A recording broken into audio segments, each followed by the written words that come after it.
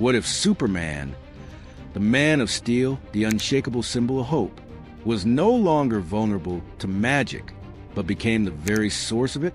In this alternate timeline, Krypton was more than a world of science. Its scholars once dabbled in ancient forces, primal energies known as Rao's flame. Long before technology ruled their civilization, magic was their first language.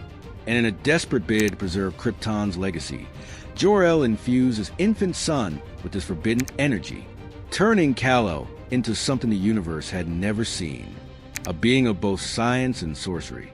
Unlike the Superman we know, whose only weakness was magic, this version wields it. He doesn't fear Shazam's lightning. Where Shazam draws power from the gods, Superman now matches them, spell for spell, blow for blow. Shazam's magic is divine. Black Adam's is corrupted, but Superman's is absolute. He channels energy beyond comprehension, bending the rules of time, gravity, and life itself. Imagine a man who can burn through the veil of dimensions, who doesn't just punch through a planet, but reshapes its orbit with a whisper. That's the kind of threat even the gods fear.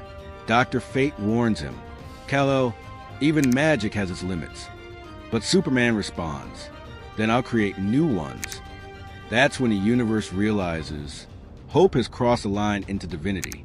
At first, his powers are miracles.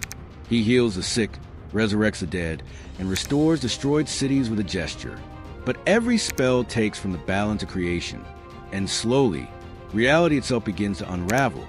The more he saves, the more the universe bleeds. Shazam tries to stop him. Black Adam challenges him. Dr. Fate confronts him. But none of them can, because Superman now is magic. Their lightning fades in his presence.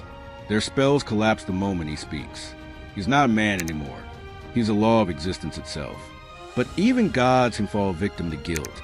Superman's heart, the very thing that made him human, becomes his greatest curse. He watches reality fracture because of his mercy, and in one last desperate act, he uses all his magic to seal the damage by erasing himself from existence, a sacrifice greater than death. All that remains is an echo through the void. If I can't save them all, I'll rebuild a world that can. In the end, this wasn't a story of a hero corrupted by power, but of a god burdened by compassion. Because when Superman wields magic, he no longer stands for truth or justice. He becomes a balance between creation and destruction itself.